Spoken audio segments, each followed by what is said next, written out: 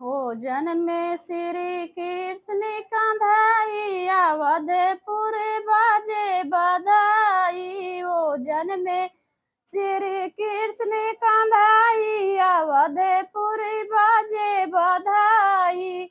बाजे बधाई हो बाजे बधाई बाजे बधाई हो अवध में बाजे बधाई।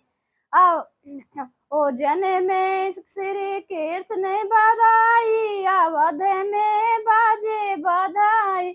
केथुआ के हंसुआ केथुआ के नारा छिनाई। केथुआ के हंसुआ केथुआ के नारा छिनाई।